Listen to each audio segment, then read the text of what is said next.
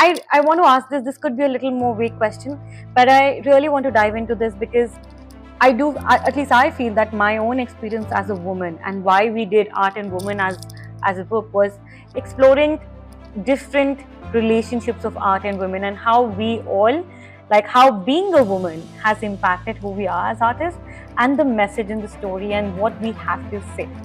Oh, I'll jump in. So, for me, one of the things that I love about not just creating my own art, but also seeing other artists and the work that they produce is it seems, when you look at, for example, just a two-dimensional painting. I've got two things to say. Please remind me because they link to everything you've just said, I think. So first is I wanted to say about these emotions, that wrapped the importance of. Actually, my left arm at the moment is semi-paralyzed. It doesn't show, but and that it's just due to stress. Quite a lot of things that quite a huge pressure to women in general to be mom, to be beautiful, to gain you all know that, right? So plus that there is a lot of pressure to be an artist. You need to go to the party, go to the openings, like show your face, like sending all this, it's a lot of job, and to these pressures they're quite a lot.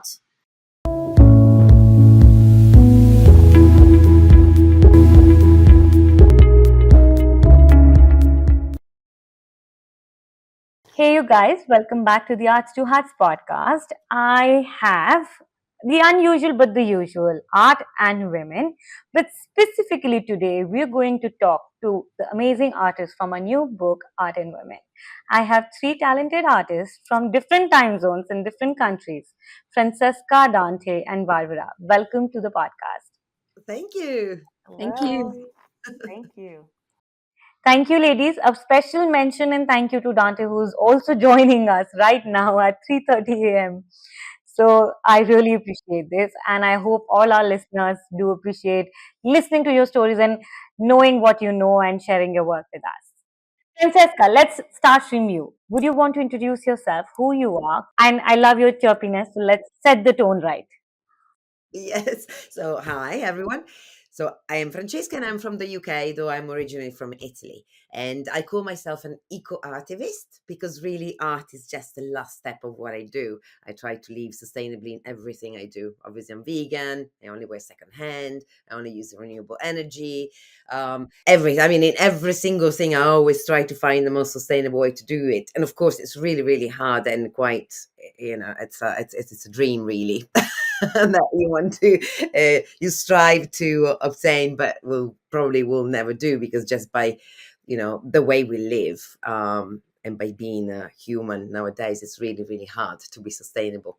Apparently we use twice as much globally resources that are sustainable, which is to me untrue. I mean, it's really worrying. Anyway, so what I do in art anyway is that I used to be a solicitor, a city solicitor, and I then retrained in what I should have been all the time, meaning fine arts. But I chose mosaic and fine arts because I just found this huge passion for it. Um, and then I started just replacing the tiles with waste, really, which is something that mosaicists already do somehow because they use a lot of broken crockery, for example. And they tried, and that's what the Romans did as well. They reused as much as possible, even on broken vases and crockery they did. But I wanted to go a step further as well, because of course, even marble, which I adore, is actually a prime resource that we are just keep on plundering from Earth. So I just waste and as much of as unrecyclable waste as I can, regardless of the fact that I think that recycling is not the answer because it's really close to how to close the cycle. The only thing that's infinitely recyclable really is metal and maybe glass, but glass also has to be reworked in what it used to be. But and so plastic is fantastic actually if I can use it, but there's hundreds of different kinds of plastic, which is also the reason why most of it is unrecyclable. And it actually requires a lot of thinking on your feet because every plastic reacts differently to different adhesives. And I try to be eco-friendly in adhesives too, so that's another step. I could use chemical resins that you find or special glues, but I don't want to because that's another way of polluting, making it even worse. Um, so it's even in this, everything I try to do is try to be sustainable and eco-friendly. And it's funny because I started using it, simply replacing, my material with it, and for other messages that I would be sending. We all go through phases, and each phase, you feel like that's what you want to represent, that's what you are, striving to understand and or communicate. And but at the end, I realized that people didn't realize that it was rubbish most of the time, and when they did, that was the only thing they would focus on. And so I just thought, you know what, I'm just going to focus on this then. So sustainability now is my message in everything I do, even in the piece itself. So yeah, it's for example, see, that one is made with Nescafe or pods or other coffee pods, which usually I don't use because they are recycled, and they're made in aluminium as well, and aluminium is infinitely recyclable. Uh, not everything actually, but anyway, so this is, I'm just doing a few pieces with that, and I feel like I'm overstepping my sustainability boundary, but I am loving it. Otherwise, the one thing I use though, is the aluminium. It also looks wonderful from here. Thank you. I mean, it's a bit of a mess at the moment, my studio, but I do have a. We'll take a round once we circle back. Oh, really? Oh, no, I didn't, I didn't know. I shouldn't do that. We can do that. I like that invite.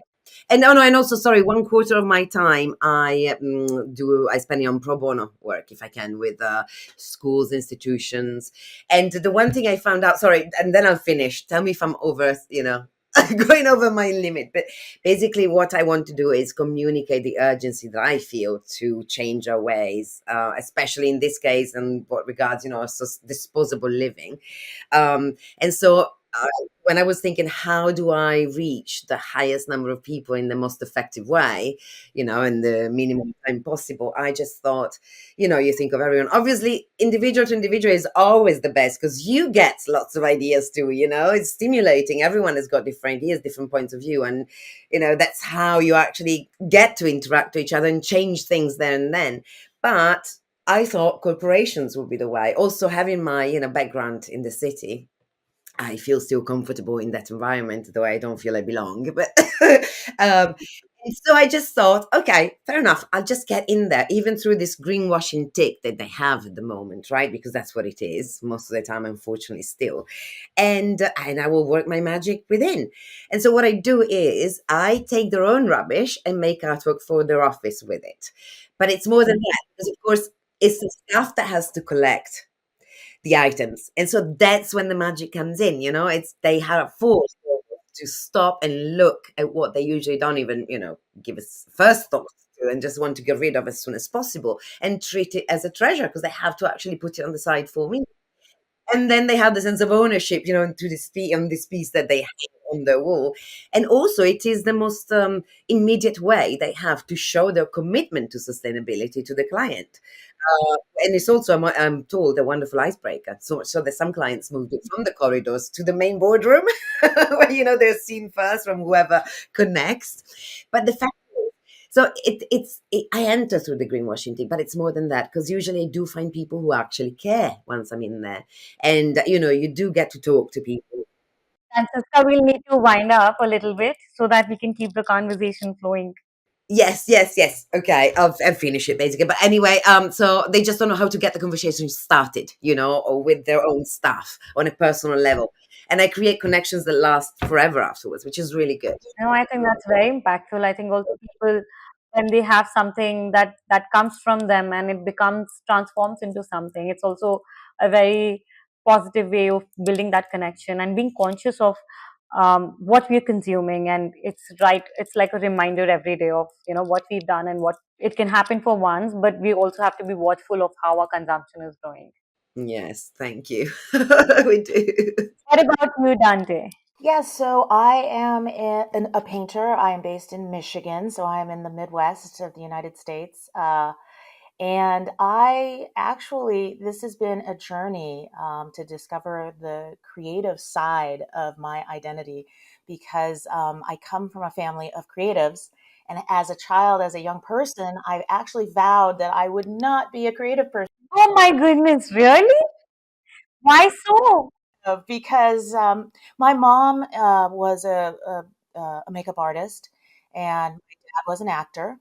I grew up in California, and we grew up, and two artists, it was a struggle to survive. My dad, he was a working, actor, model. He, worked as hard as he could. He actually just passed away about a month ago.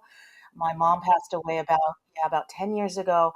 And, when you are living with working, starving artists who kind of bought, they were bohemian, they were from the 60s, they bought into the California subculture of how artists lived. And for as a young person, it was a challenge, it was a struggle.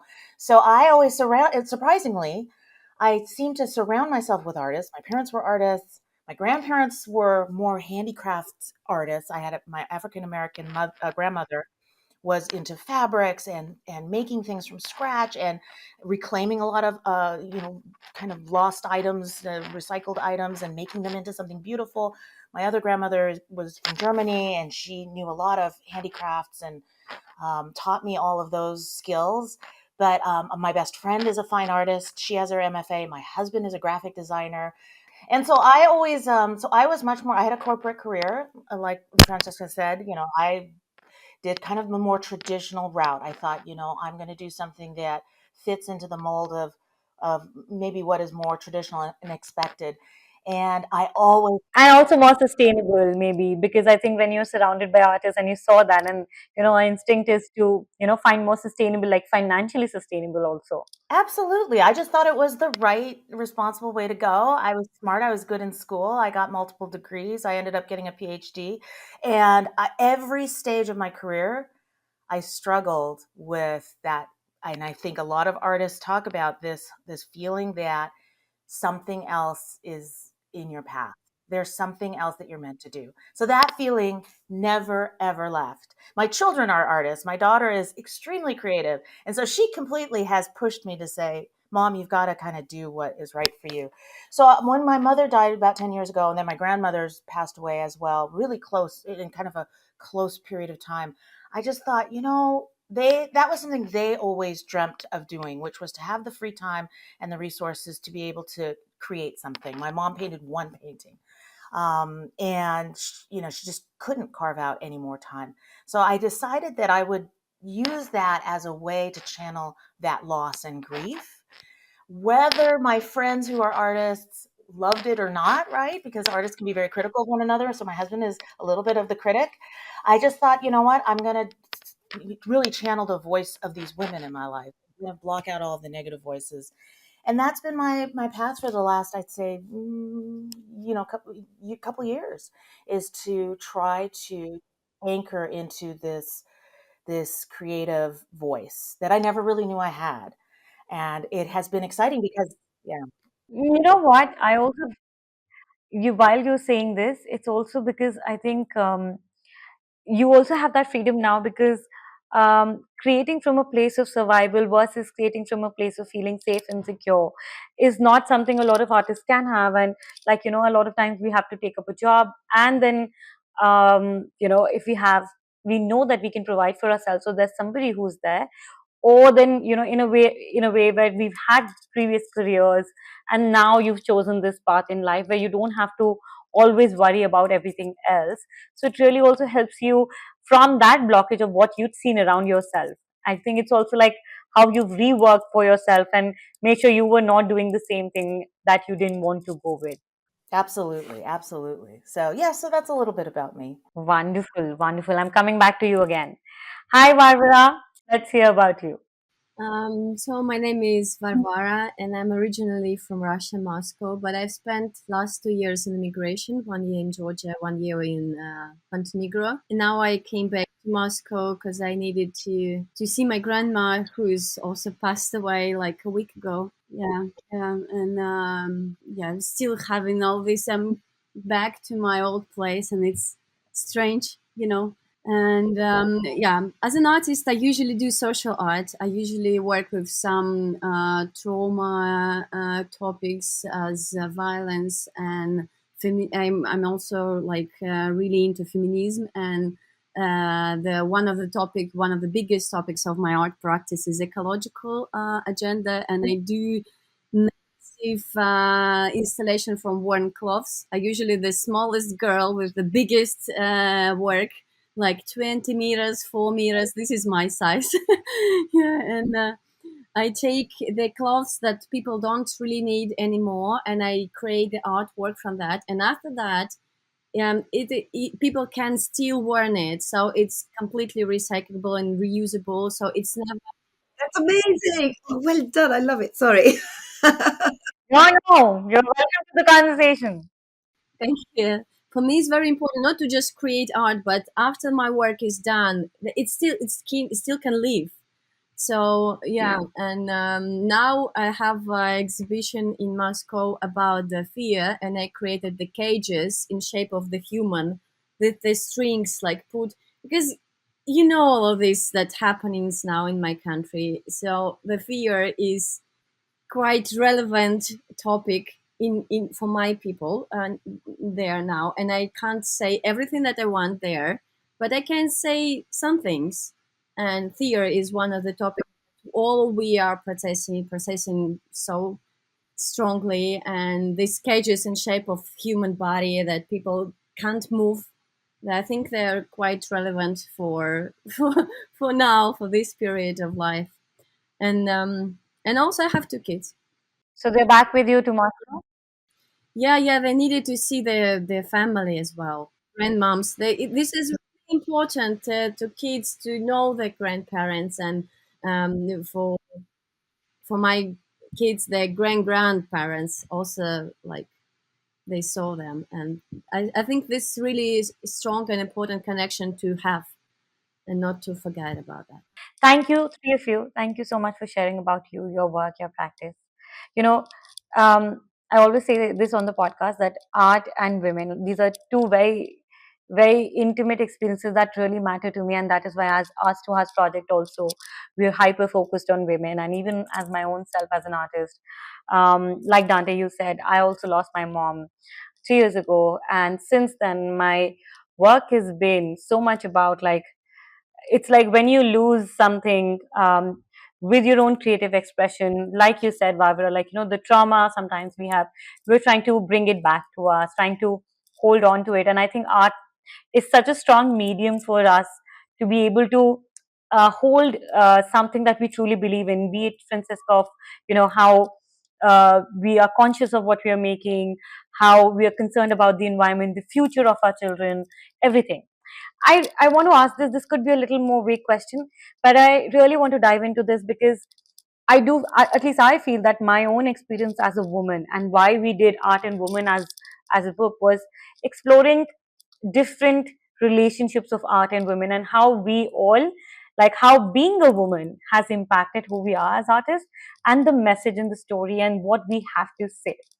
I want to hear from you how your role as women today so far has impacted you as artists, and continue that conversation. And, you know, if there's something that you want other women also to, be a part of, or something more. I mean, I hope I'm clear. I know it's not just the specific, but just understanding our relationships of how we're four different women, and there are four different perspectives and our art, and why the messages we're putting out and what matters to us. I really want to dive into that. Oh, I'll jump in. So, for me, one of the things that I love about not just creating my own art, but also seeing other artists and the work that they produce is it seems, when you look at, for example, just a two-dimensional painting, it's really essentially almost an optical illusion. It is capturing something of beauty or of emotion or of an experience that is not there. It's a representation of it, but it then has moved the artist to create it. So the artist has gone through some sort of emotional experience, and then it's moving you in some different time, period. And so I just think that that is a magical event. Well, for example, going to a museum and seeing a piece that catches your eye out of all of the thousands of other pieces in that museum, and then somehow just evoke something in you, that's magical to me. So that transmutation, when I was going through a lot of the grief, and then also just a lot of the negative emotions, doubt, and anxiety, fear, those emotions have to be transmuted in some way, and that has been, I think, something that I've gained from the art process. I feel very deeply. I think I feel a lot more deeply than, for example, my husband. Yeah, it's sort of, I feel bad about feeling deeply, like, I try to hide that aspect of me. I've always tried to kind of keep it in check, right? I don't wanna be too loud or too pushy or too boisterous, all of those stereotypes that women grapple with. But that's hard to do. And so art has allowed me to express in this way that, sometimes I create things and people say, I don't even like it. Like my husband will say, I don't like that piece. Or my daughter will say, that's not my favorite. And I just don't care. And I just keep the piece. And then eventually it might even find somebody who thinks they like it. Like I've had collectors buy pieces that other people have said they didn't really love, and that to me, that transmutation of my emotion into someone else's experience and then getting something back from that, that to me is just amazing and cathartic. And it has helped me heal uh, with these deep emotions that I feel, and where therapy hasn't really gotten as deep as creating art has. So that's been for me really important. So, I think after losing my mom, something that really has helped me was journaling and art. I don't think I would have made it without these two. I just, in spite, like, even now, I feel like I'm still in the waters, but I mean, I was so much deep in the waters, and I don't think if I had art or journal, like, if I was not able to write my emotions, I don't think any kind of therapy or anything would have helped me as much. I wouldn't have made it. Let's hear from you, Francesca. You do. I've got two things to say. Please remind me because they link to everything you've just said, I think. So, first thing is, I wanted to say about this emotions, that are wrapped the importance of. Actually, my left arm at the moment is semi paralyzed. It doesn't show, but and that it's just due to stress. And actually, it's emotional because I've had this since my father died. Actually, well, basically a few years back, a couple of years back, I just did the splashback for my own shower, and of course I want to do it all of my own, all in 2 days. Blah blah blah. I did the installation, of course. Oh my god, it's really heavy, and I don't realize the age I have. I still think I'm 18 and can do everything. But anyway, and after that, I had a bit of a I bet you're the same. But the carpal tunnel syndrome, whatever it is, here, right here, I couldn't really move it. For Western medicine, the only thing you can do is rest, wear a splinter, and if it gets worse, you have an operation. But I went for acupuncture, right? And she said it was my energy flow that is blocked, and it's been there for a long time, and it is an emotional block, and it's actually there since my father died. And what she did, she released it here, and the pain moved immediately from here to here. Okay, now that in Western medicine cannot happen, but guess what? It happened to me. So 100% believer now in the energy flux, that you've got and the chakras, etc. But anyway, and then she said that has been here, and she touched me in certain points. Before touching me, she said, "Look, I am releasing some of your emotional tension. So just to let you know, you probably feel a rush of emotions that could lead you to, feeling pain, emotional pain. Do you want me to go ahead with it?" And I said, like, "Yes, please." She did. I started crying like a baby, like a baby about my father. And I didn't have my father in mind necessarily because that happened, oh my God, 15 years ago. So I just thought, it can be still there. And it was just, so that was one thing connecting, to, yeah. And art, actually, I still use my arm because it's when I use arm that I'm actually less stressed. So, the one thing that the Western medicine tells me not to do is the one thing that actually alleviates my pain. It's weird because emotionally, as you know, it's therapeutic. It's therapeutic to just. But also, a flip side to this could be also because you're not only using your arm. I think a lot of times it's also how and what we're using. Like, if you're using your arm for making something, like, if you're even making art, it's all, your arm may feel stressful, but because art is healing you, It's relieving you of that stress. It's calming you down. It's also helping you. I think art is such a great tool to for, let's say, I'm a very emotional empath. Like, I, for me, handling my emotions specifically after my mom gets too much. And I've always seen, the more I'm in the studio while I'm making art, I get better hold of my emotions. Or also, I think I just love that alone time to be able to process it, to be able to connect to myself. And I think maybe that healing is probably more, you're healing from the soul of, the connection with your work, and having yourself with that is way more stronger than probably your physical pain. I don't know. I'm not an expert. Yes, and also I think it's losing yourself in the energy around you. You just forget about your own individual, and you just, for once, merge with, what's around you, the energy, the cosmic energy, call it that, whatever you want. It's there, we do know it's there. And the second thing I wanted to say, sorry, but quickly, about the relationship between art and women. Now, I don't consider myself a woman. I'm a feminist, for sure, eco-feminist, but in the sense that I don't care if I'm a woman or a man. I don't care whoever anyone is. It's just important for reproduction, in my view.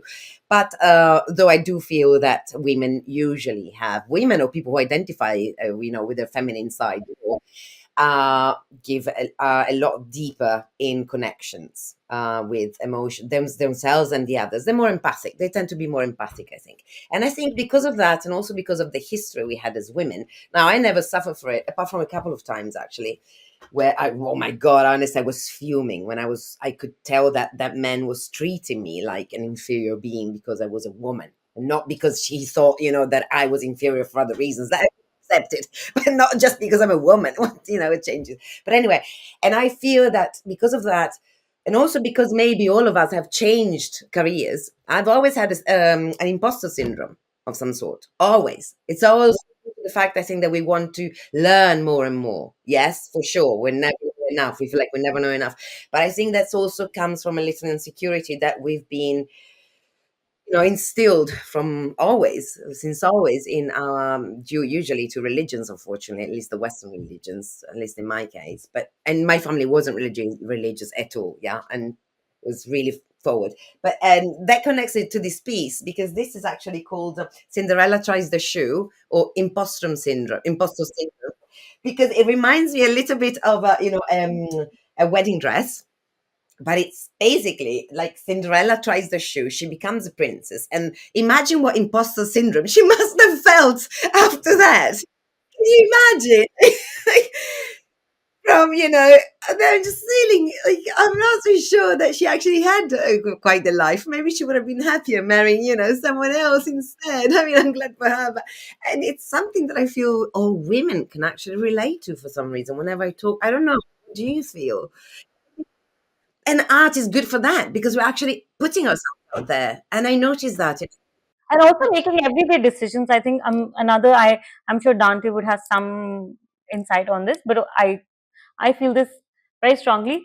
As artists, we take so many instinctive, quick decisions. Like, art is a process of quick decision making, intuitive decision making. Like, every second, what color. It's not, there's no logic. We all have such different mediums, and there is. I have met so many artists who we'll ask about color theory, who have great works, colorful. Like, you look at, and they will have no sense of color theory. It's such an intuitive. Like, a lot of people work very, very intuitively, and the amount of decisions we make, it just makes us such a better decision maker, such an impromptu uh, such an impromptu decision maker. And that helps us, I think, uh, overcome a lot of those barriers. Another thing, when Francesca, you were saying, right, how women struggle and how imposter that comes in. There's a very common, pattern, specifically, I would say, here in India. When specifically my mom's age and people, um, our parents and all, and even not that, I've seen so many men who would, and this is a very common narrative. They will tell their wives, "Oh, you cannot drive. Oh, you're not a just because you're a woman, you're not a good driver." Or because if there's this technology and there's this, "Oh, you won't be able to get it." No, how many times we teach you, or the children keep telling their mothers, "Oh, I've taught you this so many times," and you can't get it, you won't understand this, you won't get it. And I feel like this is such a wrong narrative, because a lot of times a lot of women, specifically homemakers, in the sense of specifically our mothers, they are so instantly discarded, saying, oh, you won't get it. And the only difference is, if we teach, for a lot of time women have never been exposed to a lot of things, and that is why we don't know it, and that's also where the imposter comes in. And men have been more exposed to a lot of those things, and if we're exposed to it more, of course we can do it more. There's absolutely no other logic.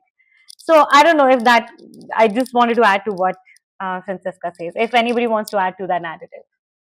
Well, I think that it is oh, quite a lot of things that quite a huge pressure to women in general to be mom, to be beautiful, to gain money. You all know that, right?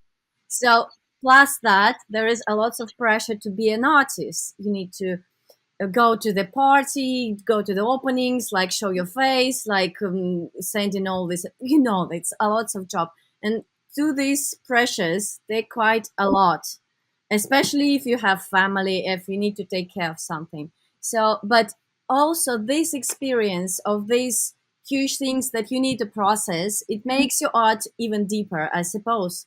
Like because my worrying about my kids created all of these ecological agendas so strong in my head because I want my kids to live better in the future. This is why I'm making this like social art because I want to fight for them. I want to create a better world, and I think this my mother experience really strongly like changed me and changed my art because I don't want to make it all only about me anymore.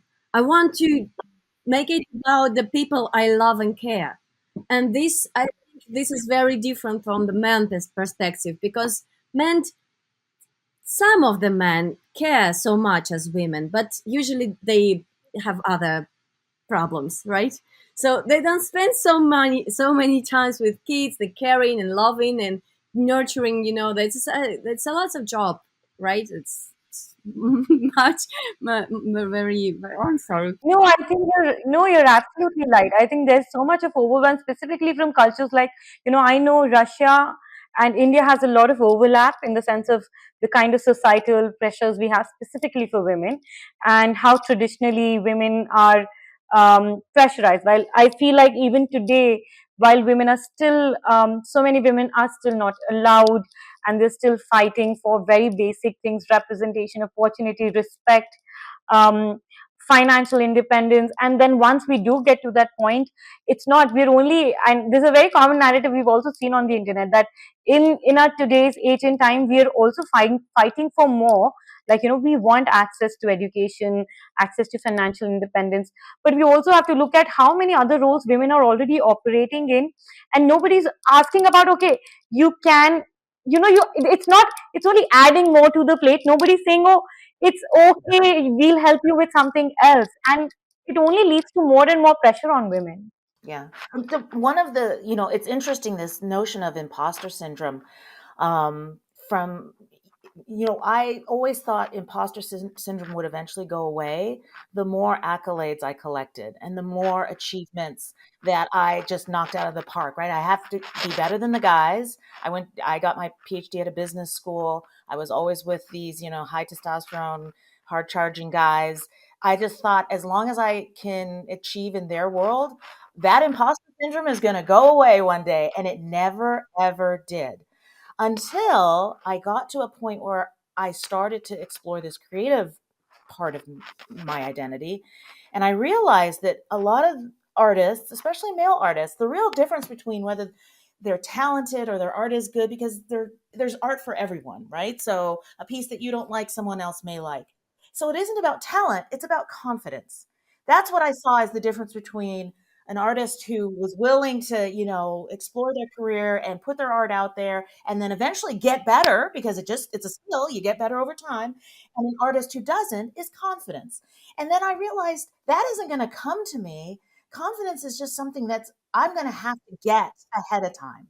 Right? So it's changing my mindset. It's changing who I see myself as before I actually go out and then interface with the outside world. Because getting validation from the outside world, I don't think that was the message I got, is that it's never going to actually come. And so my art has become something that I do for myself in my studio. And then once it's created, I put it out there and I just stand there and say, it's me. And some people may pass it by, some people may engage with it, but that is my attempt at building that confidence and not waiting for that feeling of, oh, now I belong, now I fit, now I've hit the highest rung. I'm just not going to wait for that anymore. And I think that's something, yeah, that as women, slowly but surely, I think that's what we're learning we have to do. On adding on that, there's something that I read, and exactly, Dante, this is something that I've resonated with for a very long time. I read this online. I don't know why, which is, there's a huge difference between men's success, male success rate, and a female. It's not because of the skill. And it was that ever since a child is grown up, the difference between a male and a female child, specifically, I don't know how it's in the Western always, but I would say this, Russia, Southeast Asian countries, a lot of our cultures are very similar. A boy versus a female, a boy grows up with a lot of rejection, and will they grow up in a way that they put themselves out there and they get rejected and they come back, versus women are always protected and they are always told to be careful, and they're not to not put themselves out there. And they showed, there was this very common example where they said, a boy is always put that they can go propose a girl and then get rejected and come back, and it wouldn't hurt their ego as much. They would go take a job, or they will go, they in from childhood to their adulthood, a boy so many times is pushed to go out and get rejected and come back, and that how that normalizes that it's okay to fall and get up, versus women as young girls are not as much in so many cultures. They don't put themselves out so much, they don't go out as much, they're not in public, they have to be softer, they have to be, you a guy, you can't ask a guy out, so you're never going to be rejected. So once you start to grow up and you actually put yourself out there, and the first rejection we get hurts so much, and then the next, the amount of hurt we feel in that adulthood versus a man is so different. And that is why I feel like the imposter in women is so much higher, like that voice is stronger. Yeah, perfectionism is another piece of it. Yeah. I think listening about the imposter syndrome, I understood that I have an imposter syndrome in everything, but not in my art. I'm really believing and I'm really confident, like I'm an artist and I'm good at this. I might be not the perfect mother, perfect wife, and so on, but I'm definitely a good artist. And listening about the rejection thing, I understood, like, I grew up without a father and nobody, like, I wasn't in a bubble. I always was fighting for myself and I got rejected so much in my life. Growing up, going there, I got rejected. So it's not so traumatic for me anymore. So, okay, this open institution doesn't want me, other will. Not a big deal. And I think there comes this confidence really, because I know I'm not perfect as many things, but in art I'm like, okay, this is my thing, and honestly this is the only thing I can do in my life. I was educated only in art since I was a child. I don't have any other skills, so yeah, I need to take all or nothing.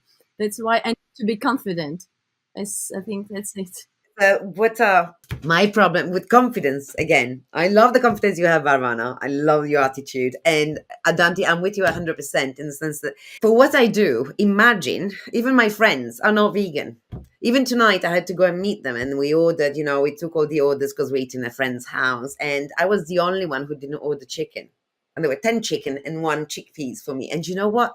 I couldn't sleep last night thinking, actually, with all the stress I have now, emotional stress, I don't think I can handle staying there in the same room as 10 of my friends feasting upon the flesh, of innocent creatures, for pleasure, whilst they're also supporting the main cause of climate change in the situation I'm in now, in this moment. And I can get, no, and that actually, and I actually I couldn't sleep. This morning I told them, look, I'm really sorry. I still love you. I hope you love me back. Don't judge me, but I can't do this, you know. And do you know, I felt until I sent that message, I felt so run down. My confidence was under my heels, as we say in Italy, because I just thought, what is the point of me doing what I do and believing in myself when actually I have to suffer all this, you know? It might be my problem, you know, I am a bit overly sensitive. I care too much. I don't know what it is, but in every single thing I do, which should be for pleasure and relaxation, you know, and finding the confidence again to say, no, but come on, we can do this, you know, it's all worth it. There is a reason to it. My God, it's not the same confidence as I have in making art. It's the confidence in what I do. Like, should I just drop it all, you know, and consume like the rest? Take a flight and go somewhere, you know, finally. No, I think, yeah. I think also there's a huge difference how it is easier for men to choose themselves first versus way much harder for women, because as women, we become primary caretakers of our children, they're our parents, and like, you know, every ounce of when we feel like, oh, I am setting this boundary of, oh, I'm not comfortable with this. There's so much guilt that comes in with that. And like, oh, am I asking for too much? Am I being too much? Like, I think this constant pressure that a lot of us feel, and there's nothing to be blamed for men because they have the practice, they've always had those boundaries, they understand that equation.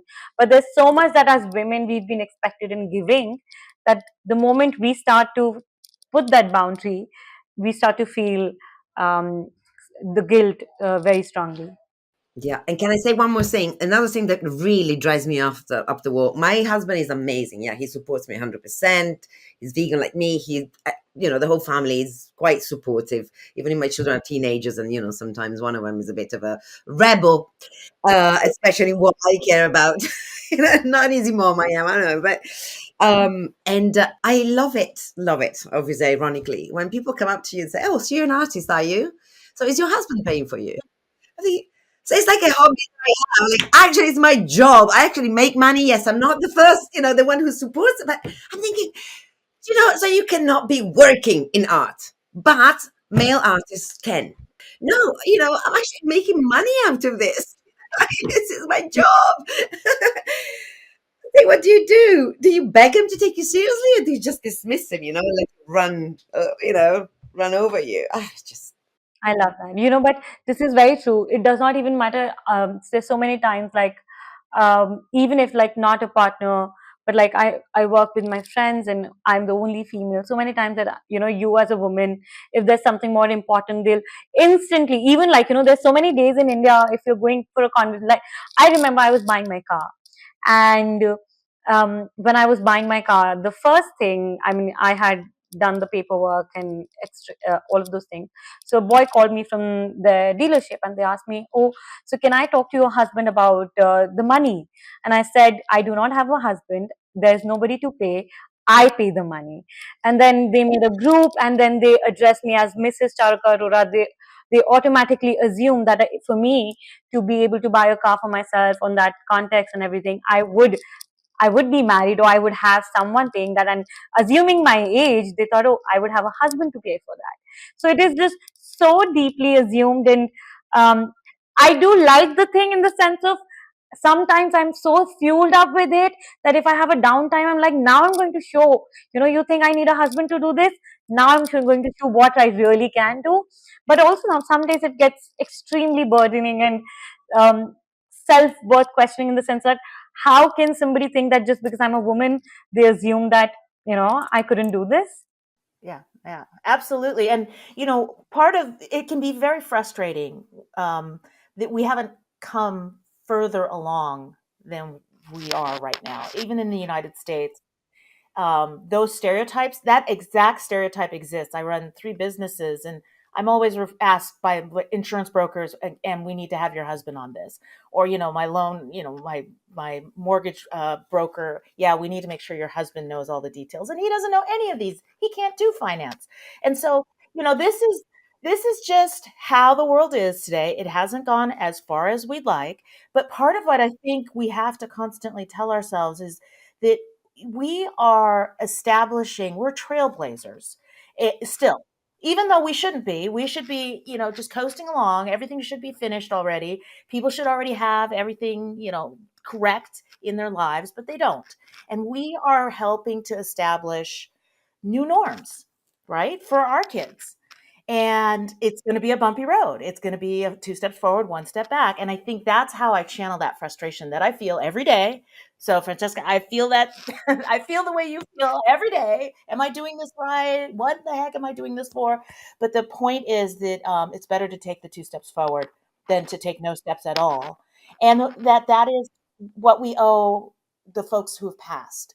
My mom, your parents, people you love who are not here anymore. We owe them. That's the way I see it. Like, I owe my mom that I'm going to keep fighting, because otherwise, what did she do? Everything she did for all the steps she took, it would be for nothing. So that's kind of the motivation I take, and to hell with everybody else. Right? Totally agree with that. And also, of course, I have these doubts. If I choose a better job, better paid job, job that can actually gain me a lot of money, and not this sometimes for a present, I don't know. But as you said, my family put so much effort to my education, to my career.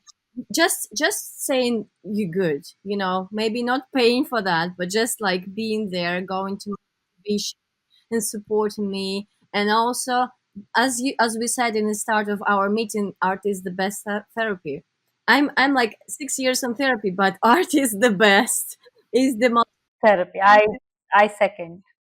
So yeah, we couldn't live without that. We couldn't live. Maybe we can have other job, but also we need art to live. Yeah, I do agree with that. I think there's so much pressure also with artists and people who want to be creative, specifically in our time today, where we constantly like for some time while I was focusing a lot on arts to hearts in my other business, I had intentionally put out this that I didn't emotionally feel ready to put myself out there because a lot of my art was processing my grief, and I put out that to myself that I don't want art as a source of income. I want as a art as a source of healing, as a source of privacy, as a source of intimacy for me than anything else. And that was far more a priority for me than choosing to be the best artist, the most successful artist, or any of those.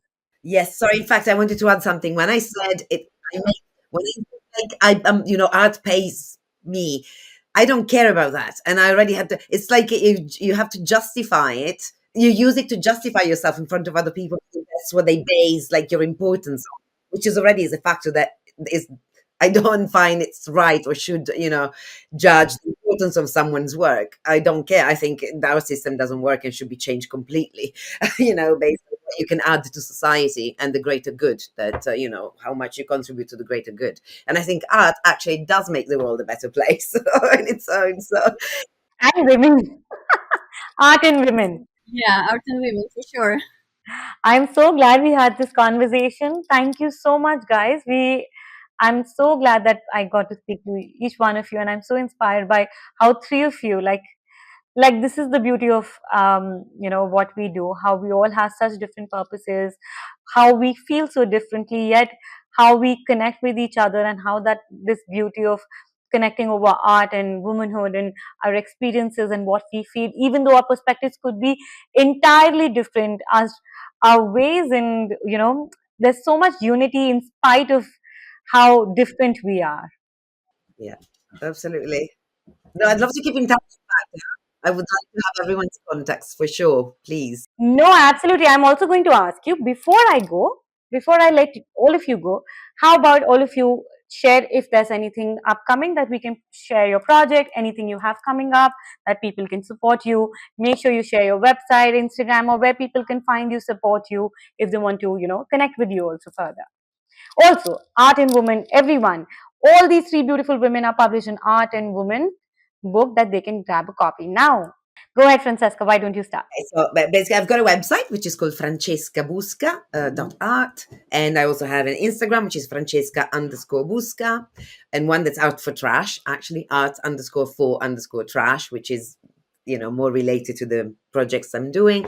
What's upcoming? I have a non-exclusive collaboration retainer now coming up with the Institute of Marine Sciences in Venice, with whom I just had a year-long collaboration that ended with a residency, 2 weeks residency that I adored.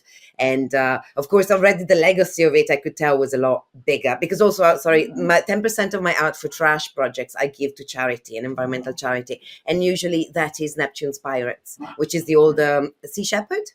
So I'm really into the oceans, and the importance of the oceans for the entire ecosystem is huge. And we don't even know, the beginning of it still.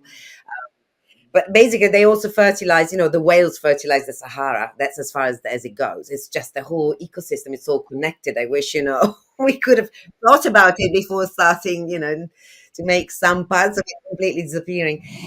Anyway, and yeah, so that would be interesting because I have collaborations coming up with some quite prestigious art institutes in Venice. Other exhibitions are coming up, other things are coming up. But anyway, it's all on the website, and yeah, or Instagram. That'd be nice. Also, just to say, I think all artists should connect on Instagram. It's an amazing way to keep in touch. Also, because most of the time I notice that if I see something that, for which an artist springs to mind, I can send a message or forward it way. And it's a beautiful way to create a network, and make the world a smaller place. Yes. So make sure you do follow Francesca, and I will make sure that we link everybody's links in the show notes, the images, and everything. How about where can we find you, Dante, and how can we support you? Yes, definitely. So my website is danteperuseart.com. So you can definitely sign up for my newsletter to kind of hear what the latest news is. I have an exhibition with a gallery. So finally getting gallery representation, which was a long time in coming. We'll see how it goes. And but that is in a gallery just outside of Minneapolis. So that's going to be coming up this fall. And but definitely follow me on Instagram. So Dante_Peruse_art. And I love to have new followers and connect that way. I also agree with that. It's just a fantastic way to connect. So yeah, that's it.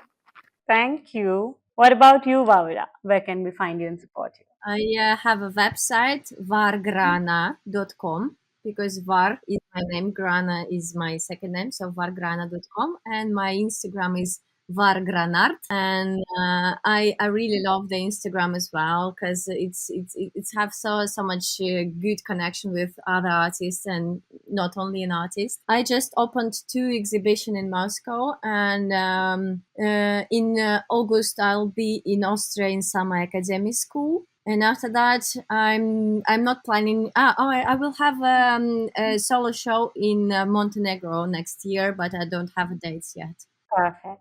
So thank you so much. I will make sure all of these links are added to the article and the show notes of this episode.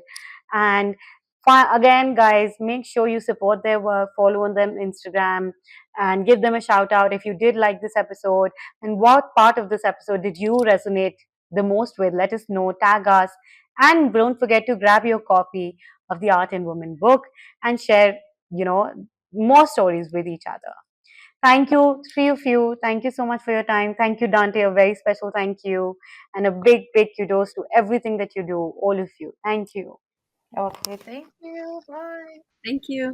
Thank you, Charuka. Lovely to meet you. Thank you.